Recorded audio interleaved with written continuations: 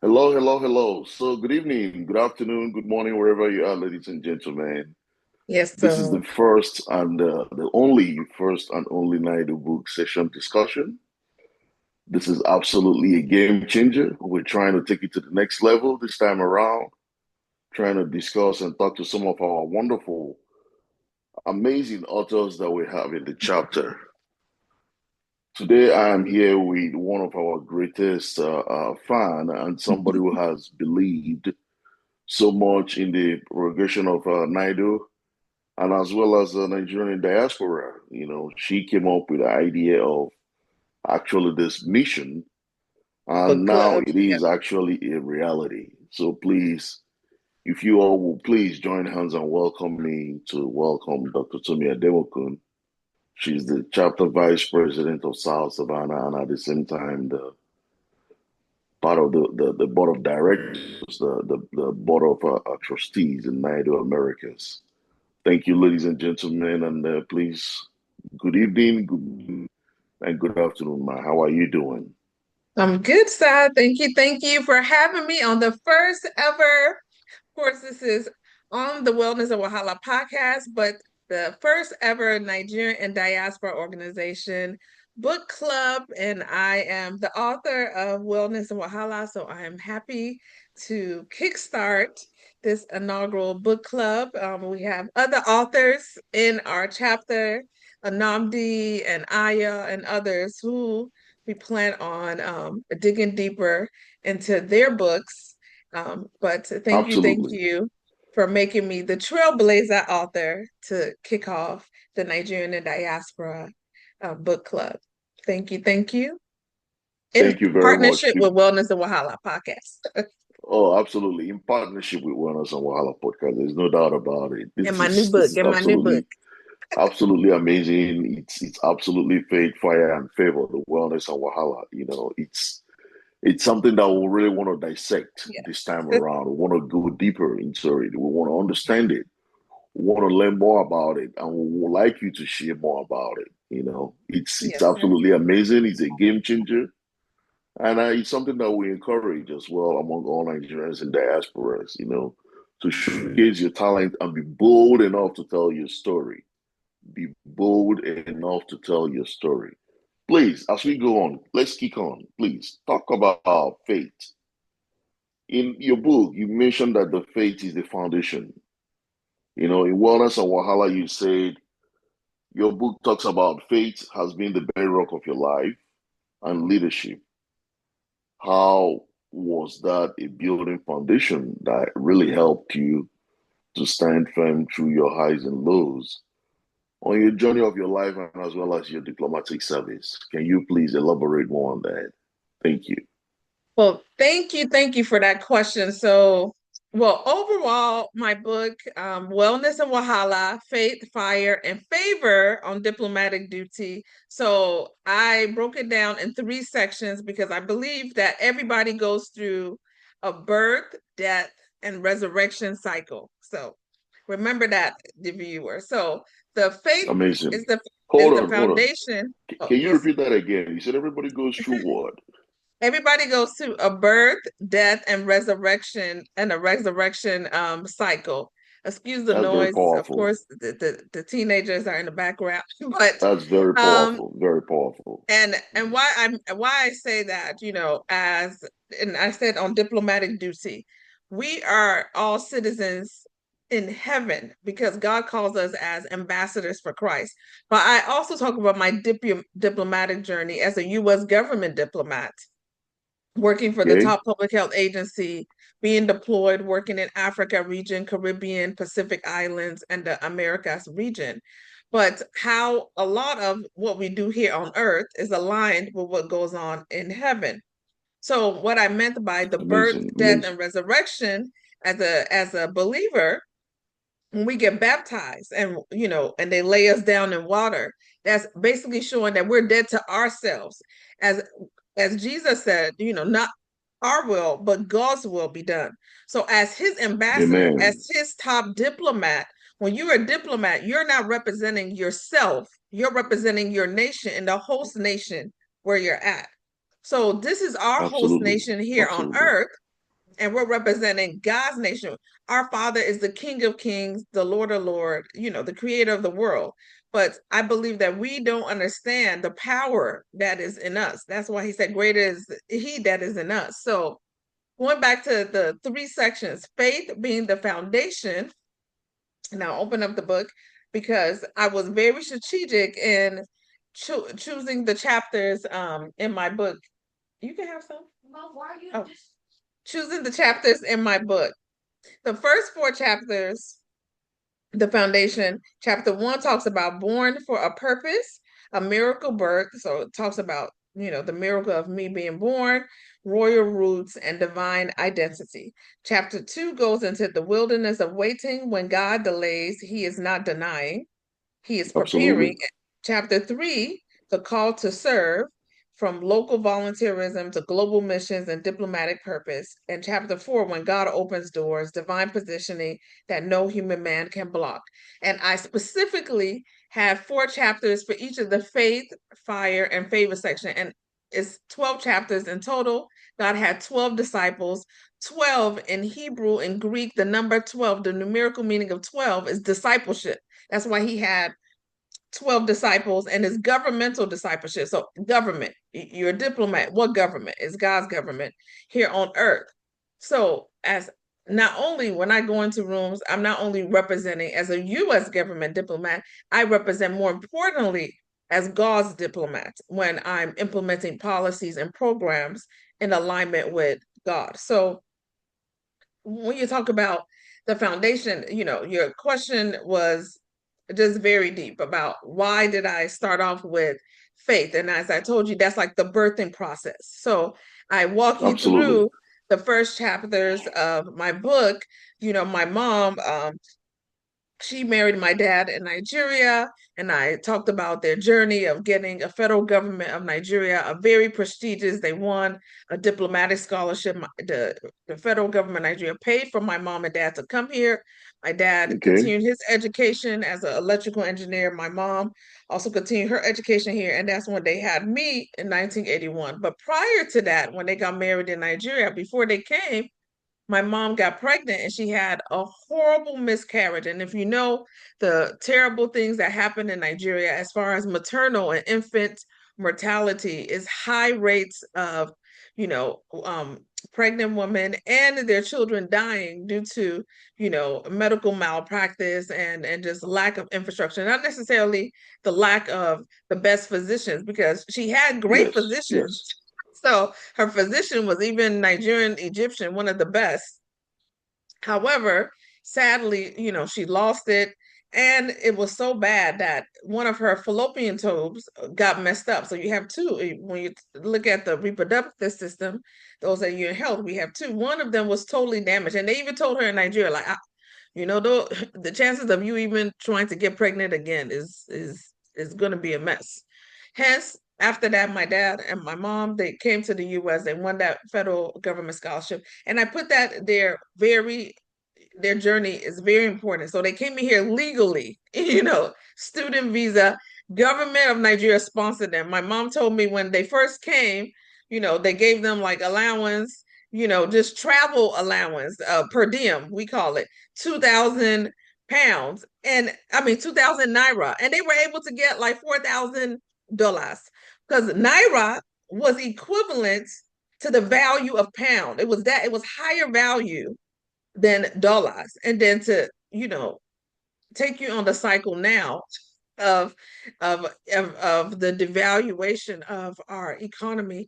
So I go through, just different stages in my life, starting from the beginning, why I was named Oluwatomiloba, because of, I asked my mom, my dad, why, my dad calls me Oluwatobiloba. My mom says Oluwatoemiloba, meaning my God is sufficient as my king, and my dad is like, Toby is big, king. So my God is a big God, is a big king.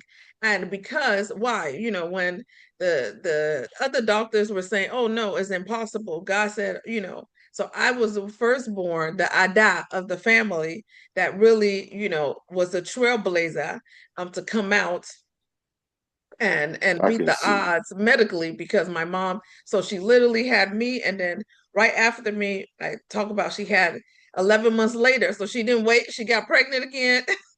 11 months later, I had I my can sister imagine. twin. And then, because they were so excited. So she was extra fertile then. And then after that, they waited another 7 years, and they had my sister Titi Lapet. And I talk about all of our names and our meaning of our name, like Oluwatoyin, God's gift. So, and Titi Lapet will ever forever, thank God. And all of our names and our destinies, and even like the day of our birth, like I was born on a Wednesday, everything is strategic. Like God does not make a Yeah, mistake, so that's what I, absolutely. Absolutely. talk about the foundation, because it's very important to know my foundations here, being born and raised in Chicago, great city, and in the great state of Illinois. However, my parents always told us we're Nigerian American, don't forget home. So in my house, it was like a Nigerian embassy. I would hear my mom speaking Bini, because my mom is her dad that's the Amugiwamu family. They're Bini, they're from Edo State. My dad is Yoruba Lagosian, but descendant of Ogun State. And they will be speaking Yoruba, they'll be speaking Bini, they'll be speaking Pidgin. We have family members, Uncle Mecca, all of them coming. They speaking Igbo, like everybody in the house. Like, so imagine you being an American child outside of your house. You go to school, you hear English, you come home. We have always had visitors, and there was always people like to the migrant community. It wasn't just because they came in very well to do. They were getting, I think my mom said like every semester the Nigerian government was sending like $10,000 or $20,000 for just feeding and housing allowance. That's the equivalent of like maybe like 50,000 now today, when you're talking about inflation. So I mean, people, even white people, like when they go to class, oh, can I hold your bag? They trying to be friends.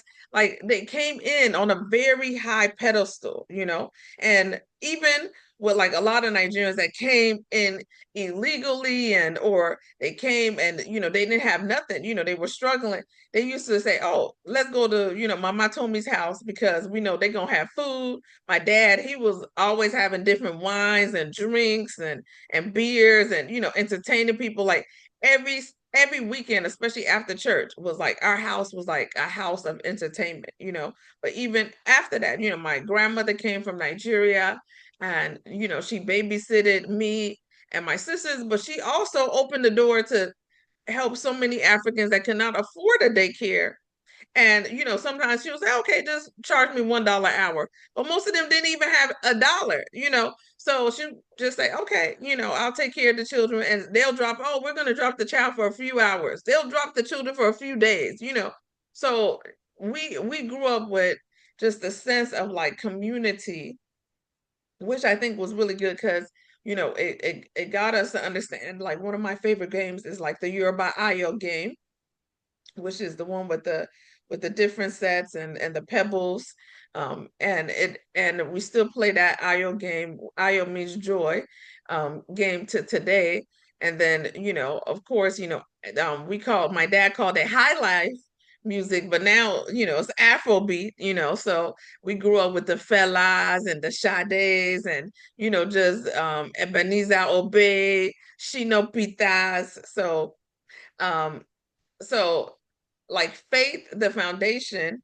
More importantly, we grew up with Christ. Like every morning we had morning devotions. My mom, my grandmother, she will bring out the Bible, or read, Bibeli Mimo, which is the Yoruba Bible. So she had the half Yoruba and English Bible, and you know, um, she would teach us like, the Lord is our shepherd, or Psalms 23, which is one of my favorite. Orin Daffy, Oluwale Olushagu Tomi, Mikio Alani, meaning the Lord is my shepherd, I should not want. So that was like a really good foundation. Going to church was non-negotiable. And it wasn't just going to church on Sunday. We had Bible studies, midweek service, we had house devotion. So what I really loved in my house and my family is that, in other people's houses, just like, okay, just go to church on Sunday. That's no, they really stress your personal relationship with God. Like you got to be reading your Bible all the time, and they would ask us questions. And I love, like, even my Sunday school teacher, we grew up in CAC and then later drifted out to, like, Baptist church and Anglican and Catholic church. So, building our faith was a great foundation that was passed down, from grandma to my parents to us, that, seek ye first God, and everything else will fall in place. So that's why the Amazing. first 4 chapters are my foundation, and really faith that God was the one that, because if you don't have a solid foundation to build a house, it ain't gonna stand. So that God is really Absolutely. the foundation in those first 4 chapters, and the miracles that I talk about. That is amazing, man. My fellow listeners, you can hear that this faith that she's referring to is not something that she just picked up along the way. It's something that actually was inborn, pretty much, all the Yes. way from the grandparents to the parents, and then translated to her. And she was able to use that and apply those tools in her ups and lows of all her careers and the rest of it. And still, at the same time, still apply it. Thank you so much for that explanation. I believe it Thank you, speaks a sir. volume, it speaks a lot. And I know the listeners will absolutely enjoy that. Thank you. Thank you. So coming Thank back you. on your book again, I know you talk about fire. You Yes. say the intense moments, the challenges, the emergency evacuation, the professional battles, Yeah. how we're able to build from the faith that you have. Now comes the fire. In a Yeah. layman's sense, I believe the faith kind of gave you the energy and the foundation to face those fires. Can you please tell us more about it and what you would like others, who are in their own defining moments to absolutely learn and be able to acquire or assimilate from this fire? Whew. Well, fire, I will say this were like the hardest chapters of my book, Nobody wants which to go through fire now. no one wants Nobody to go wants to through. go through fire. No one wants to go through fire. And one of my favorite scriptures I put in the book. So after every chapter, I put a wellness Wahala warrior, African proverbs and scriptures related to Okay, faith, fire, and favor for those chapters. So I'll just amazing. start off with section 2, fire, the refining. So that's the hardest part. Everybody's going to go through fire. That's why God says you will go through the valley of the shadow of death. But don't worry, because I'm your rod, I'm your staff. I got you. I'm a prepared table in the presence of your enemies. He didn't just say in the presence of your friends. So you're going to have enemies, And I didn't really understand that, but I think the faith, as you said, really helped me, because if you don't understand and have a relationship with God and see the scriptures pretty much came alive during the fire sections of my life. Like, reading the Absolutely. Bible and experiencing the Bible is two totally different things. Like, Absolutely. I truly went through the fire. So fire section 2 is 4 chapters, and it's all and that's the refining. Chapter 5 talks about fire on the field. Heartbreak. I talk about my divorce, betrayal, the birth of resilience.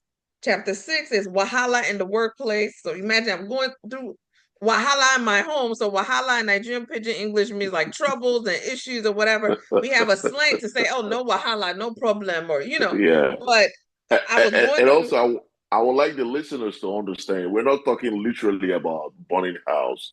We're No, talking about Wahala, please. So people we're talking about must be Wahala, like considered. Yeah. troubles, Yeah. like, Fire is considered marital Wahala. Yeah, troubles, exactly. marital troubles. Good, That's what good, we mean. good. That's And what we're referring to here. Yeah, absolutely. chapter The 6, don't challenges in burn down life, no house, right? No, no, Chapter no. 6 is Wahala in the workplace. So imagine going through Wahala troubles at home, and that's supposed to be my safe place. And then now I'm also going through Wahala in the workplace. And then, and it says, when systems and services are saturated with injustice and ego. And chapter 7, when systems fail you, standing in truth, when systems built to protect you break you down. And chapter 8, courtroom and crossrooms, which I'm still going through some of that till now. Some of that fire doesn't stop. It's ongoing. It's a long process. But in the midst of that, gets to our next session. In the courtroom and crossroads of legal warfare, spiritual intersections, and divine decisions. And I'm gonna just take it one by one. So chapter 5, one of the hurtful fires that I went through is going through a divorce. Somebody that you considers, okay, this is not only my best friend, my lover, somebody that's gonna be the father now of my child, that's gonna be there for life, is the person now that betrays you, that doesn't have your back, that turns his back on you and your daughter, and I call him in my book the Yoruba demon. You know what I'm saying? Because I'm like, oh, I said the devil is a lie. So, and I tried very much um to give so many chances, through counseling and suggesting counseling from spiritual fathers, and even like continuing to take jobs and deployments in Nigeria extended, so I can give hope to trying to repair something. But I talk about um just honest, like even when we were dating, just the red flags, and how people shouldn't ignore those type of red flags. And it's okay, but you need to heal from that, and and through healing and forgiving, because God says we need to forgive because he forgave us. You see what I'm saying? And I fought with God on that, because I'm just like, God, do you understand why you're telling me that, forgive them our trespasses? So once again, it's that, how am I, you know going through this fire? I always have to relate it back to my faith. It's my faith, the foundation that got me through that fire. Exactly. And then Exactly. while I'm going through that personal huge fire already of Wahala in my marriage, I'm going through Wahala in my workplace too. And that was really, hurtful, because of course I'm working with a public health program. I'm like, oh, these people are here to save lives and everything. No, a lot of people had personal agendas. They were there for other reasons. I experienced a lot of, racism, injustice, sexism, you name it, like ageism, everything. Like I experienced a lot, because when I got deployed, to go and work in Nigeria, I was just 23 years old. And then when I got married and had my daughter, I was 25, came back to the US to have my daughter here, but I did all my prenatal care, everything in Abuja. And that's why I said, just my journey from Abuja to Atlanta, Africa to America, Chicago and back. It was a lot of fires, and I said, when systems fail you. So I also talk about when my dad got deported. So, and how it was like a 360 turnaround. So the same government that deported him, I am now a US diplomat representing, you see what I'm saying? The same nation Wow. that tore my family apart, and my That's mom a had to very become deep a one. single mom. So that chapter 7, man, that's really deep. And especially now when a lot of people are getting deported under this administration, just to give them hope, like that was a very painful time for me and my family, and the effects of it to me and my mom and to my sisters, to now we still feel it now. But I thank God that, you know my dad, he still remained strong. We still kept in touch with him when he was in Nigeria, and he was so proud of me when I got my first job after I graduated from Emory. And I prayed, and and it's not, and it talks about like my strategic moves. Like when I was at Emory, I won a Global Field Experience Award internship that was funded by the CDC, because I specifically picked Emory. I could have stayed at the University of Illinois in Chicago, and I would have had a full ride scholarship. I probably wouldn't have no loans, no school loans.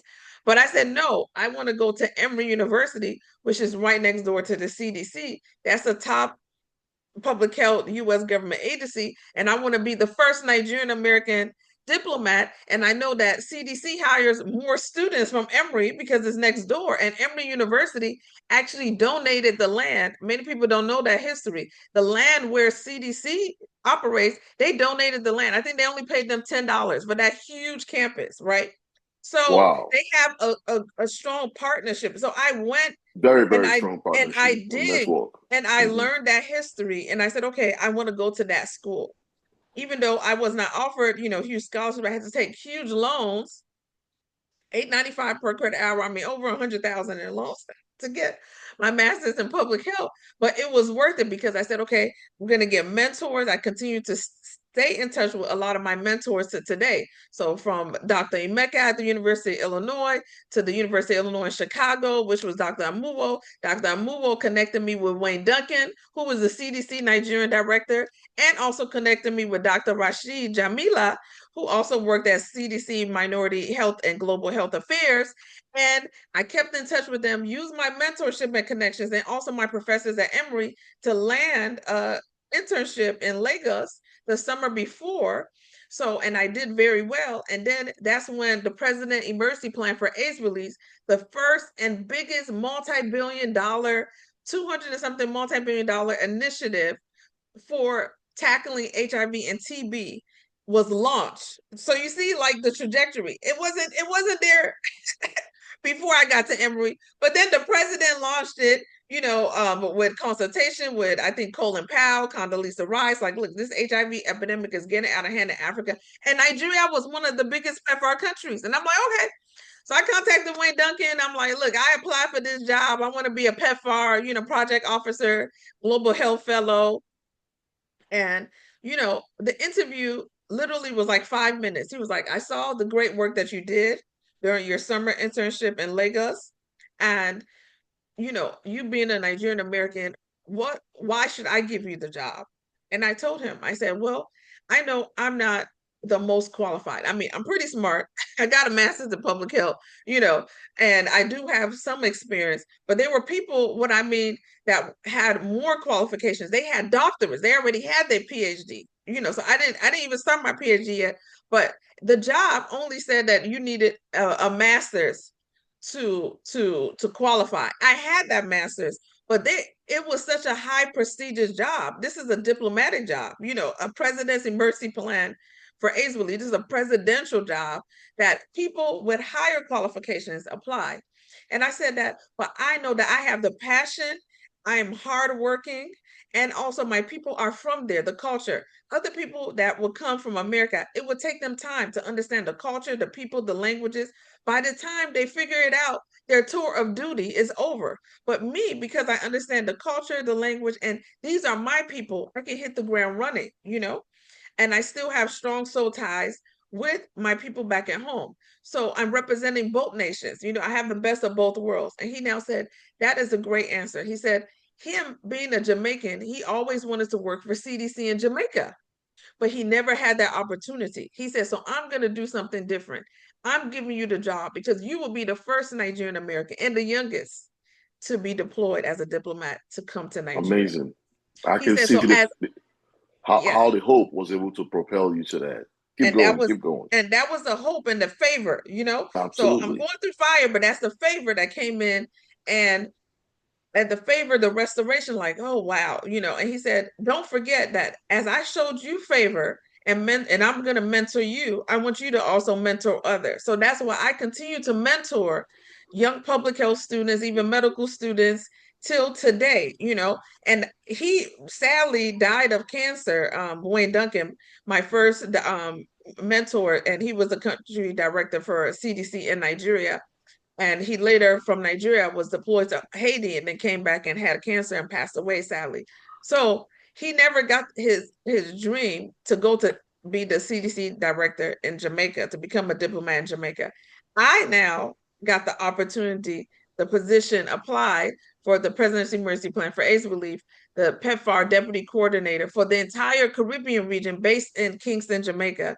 And I was able to deploy there, and my daughter, was able to come with me. She went to school there. So it just shows you that every single thing, like God, nothing happens by accident. You understand? And That's sometimes true. you might have a dream, you might not be able to fulfill it. But the thing is, your children, like I look at him as like a father figure in my life. Yes, he's a mentor, but also another like father figure. He wasn't able to, so he passed that baton to me, and I was able to make him proud. So so that is when you're going through those fires, the courtrooms, like my recent, layoff, um, federal job, layoffs, and look at the shooting that just happened at CDC, rest in peace to the officer that lost his life and has a pregnant, wife and two children.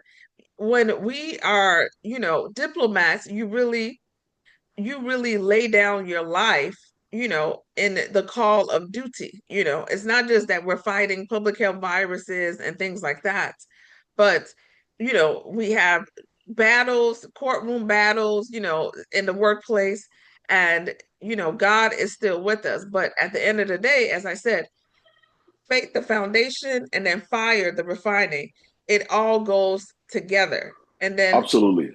yes. And then Absolutely.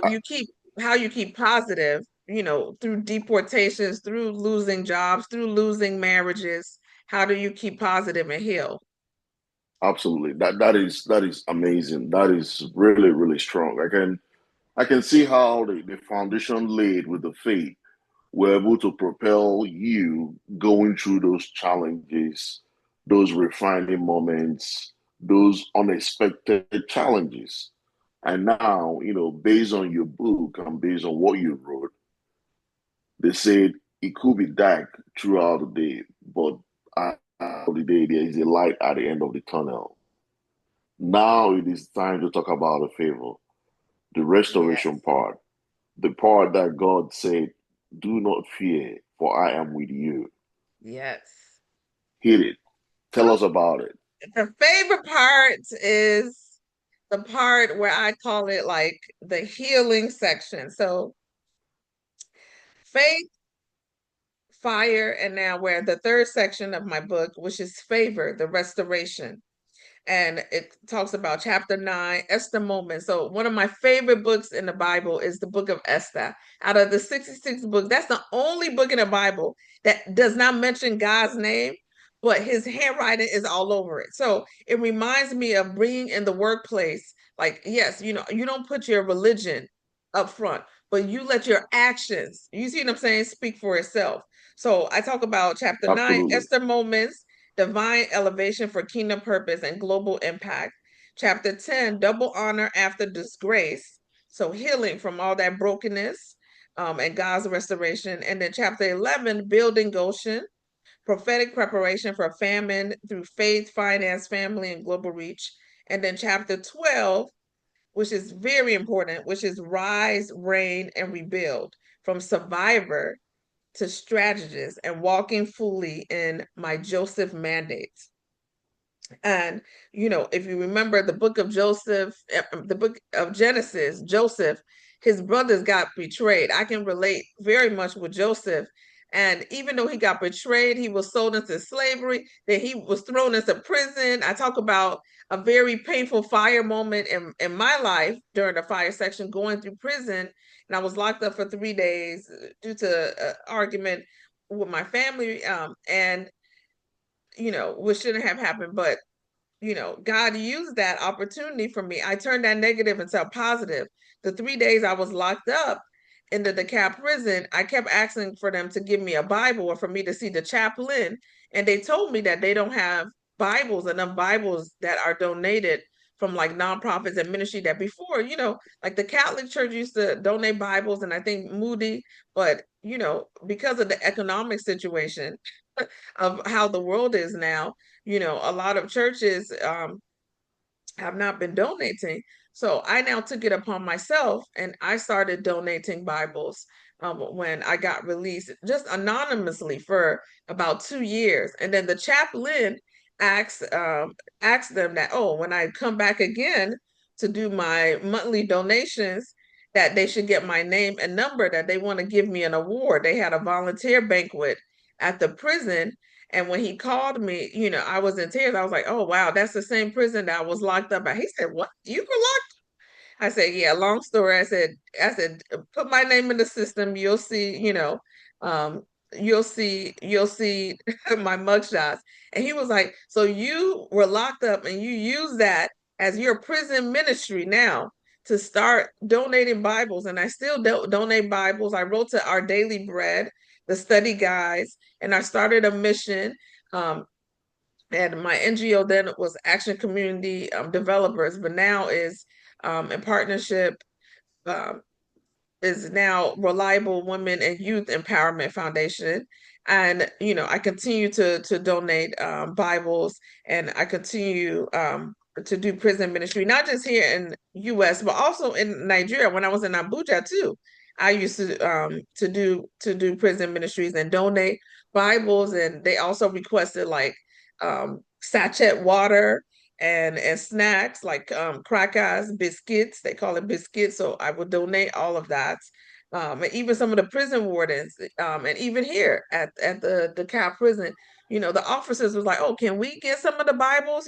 So I now started, because it was just for the prisoners at first, but I didn't know that, even some of the workers at the prison, they wanted it, the Bibles and the daily bread. So I actually started procuring more with my own Mm-hmm. personal funds, through the foundation, which is a 501c3 nonprofit. But I wanted to go through, the just like the last chapter of my book, which is very important, chapter 12, which says rise, rule, and rebuild. But in the beginning, I just Okay. want to give you like just the overview. Just read an insert, which I think is very important. This memoir, Wellness Wahala, Faith, Fire, and Favor on Diplomatic Duty, is not just my story. Wahala in Nigerian Pidgin English means issues and troubles or challenges. It's a Yep. testimony for every warrior and world changer navigating their own path through pain into purpose. Whether you are in the pit like Joseph, in the palace like Esther, or in the fire like the Hebrew boys, know this: your wellness is not just physical, it is spiritual, emotional, and political. So when we're talking about wellness, people only think about like Absolutely. physical health. No, it's spiritual, No. emotional, and political. And I go through all of those aspects in my book. Each chapter of this book is a glimpse into the divine intersections of my journey, where heaven met hardship and turned it into healing. The African proverbs are the ancestral wisdom of my people. The scriptures are the spiritual compass of my soul. Together, they will guide you from wahala to wellness, from chaos to calling. I pray you read this Absolutely. not as just a memoir of a distant diplomat, but as a mirror to your own mantle. We are all diplomats on defined assignments, and our greatest mandate is to rise from the ashes and rebuild with faith, fire, and favor. So I invite you, all of you readers, to beat the drums to the three pillars of my testimony. So I have the African drums throughout this, and faith, the foundation; fire, the refining, and the restoration. But when I talk about rise, rule, and rebuild, um, the way I ended the book is just a call to action to everybody. So I said the final glory. And now, after the fire and the fight and the favor, I return all glory to God, because at the end of the day, I would not be here. I would not be standing. It was God who created me, and why I'm still standing. Absolutely. Because none of Absolutely. this was me. It was his hand, his heart, his healing, his honor. I am the pen. God is the ultimate author of Wellness and Wahala. This is God's Yep. book. And this is my testimony, but this is my act of love to the world, to ignite them as Wellness Wahala warriors. Glory is still unfolding and Goshen is still rising. This is not the end, it's the beginning of glory after Wahala. And my three sections ends with faith, Wellness Wahala warrior, faith scripture, which is you intended to harm me, but God intended it for good to accomplish what is now being done, the saving of many lives. Genesis 50:20, which is one of my favorite verses. It talks about Joseph. This is actually Joseph talking to his brothers at the end when he became prime minister, and there was a worldwide famine. So right now there's wars all over the place. There's a worldwide famine. Where's the anointed continent? Where's the richest and most blessed continent as far as natural resource, human resource? It's Africa. It was Africa then when there was a whole world famine, chaos, and war. he became the prime minister of Egypt in Africa. His brothers came to him and they thought that he was going to, probably kill him, but he forgave them. He said, no, you intended to harm me, but God intended it for my good to accomplish what is now being done, the saving of many. So even you saving your enemies, you understand? So that's why God said he had a forgiving, he's one of the people that was after God's heart. And then the fire scripture, the fire African proverb is the axe forgets, but the tree remembers. So I love our African proverbs because I think a lot of our African proverbs are spiritual and a lot of them are actually aligned with a lot of the things in scriptures. And Absolutely. even what I discovered this past week, the oldest Bible is like the Ethiopian Bible, which even precedes like the New King James and European. Like Christianity was in Africa before any other continent. And there's even more Bibles, more books in the Ethiopian Bible. And when we went to Israel, we saw a lot of Ethiopian Jews. So, it all made sense. And then favor scripture, which is the one who is lifted by God builds with wisdom, not vengeance, because vengeance belongs to God. God is always going to work it out. So, Absolutely. that's where it gets to my restoration season, with Wellness Wahala. For you to get to wellness, you're going to go through Wahala, and it's always going to be a three-dimensional cycle, what I call the birth, death, and resurrection cycle. After you go through one fire and you make it to favor, you restore, then you might, lose your job again, and then boom, you start all over. You're going through the fire, and then you now pray, you now get another better job because all things work together for your good, or you For the start your glory of God. business, and For the your glory of business to God. the Yeah. glory of God, and your business is going well. But in all of this, I said, in all my service is how can I be God's ambassador? You understand? So it's not how can I get a job and make a lot of money, or how can I get a business and make a lot of money and buy, a Maserati or buy a big house or buy. No, my whole thing is, God, how can I serve you in this new job? How can I serve you as a mother? How can I serve you as a wife? Now I talk about my dim being restored and healing. That's the restoration part from my marriage. Then God opened up for me to find true love from somebody that loves me, that loves my daughter, that will lay down his life for me, and that has my back, regardless of, like me, I didn't even think true love can happen. And I even messed up in the beginning when I was dating, and I was like, you know is is this really real, because it just seemed too good to be true, because I was so used to being used and hurt and traumatized. And God is just a good God. God is just a loving God, and he sent me not only my best friend, but sent me somebody to show me like true love. Like God loves us regardless of our imperfection. God loved us while we were still sinners. You know, I learned that from like my new husband. I learned that because when I'm like, he could have gave up. Like, man, this girl, she too broken. She got a lot of issues. I'm not for the. I don't have to deal with it. Like, she's hurt me. I'm done. Because like that's how I was now trained. I'm like, okay, before somebody hurt me or cheat on me or hurt me, I'm gonna do it first, because I'm not gonna let nobody hurt me. I put up this guard and put up this, and I turned into somebody that I was not, because I was like, okay, I'm gonna guard myself, because I was just so hurt and traumatized by what I've been through before. And God was like, no, I got you. And just like he had Esther, that was an orphan, just like he had Joseph. He said, I'm the same God yesterday, today, and forever, from Genesis to Revelations to now. So, my book is really a way to ignite all of us as wellness and Wahala warriors.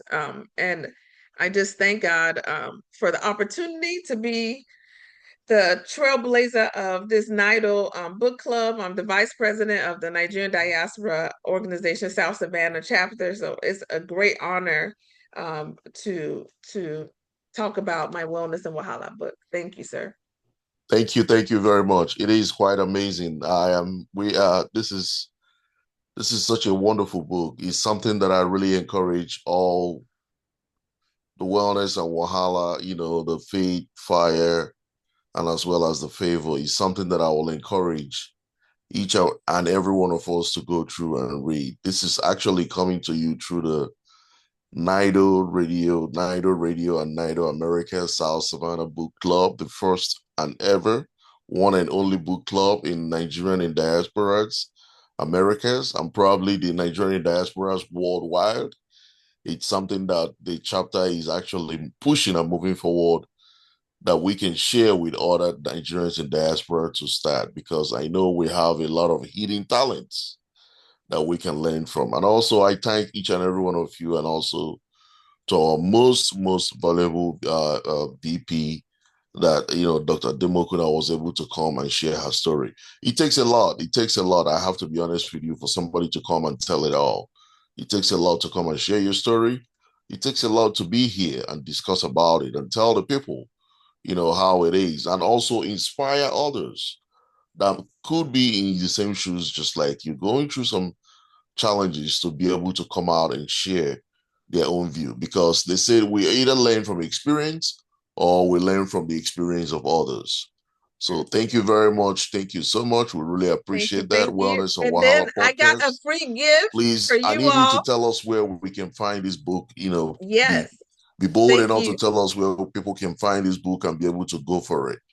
I will. So this book is global, but first, as I said, this book is a gift to the world. And one of my free gifts, at the back of the book, you can scan when you purchase, but I'll also put the link for this episode, and you're gonna have access to the YouVersion Bible plan, which has about, I think, almost 1 billion subscribers.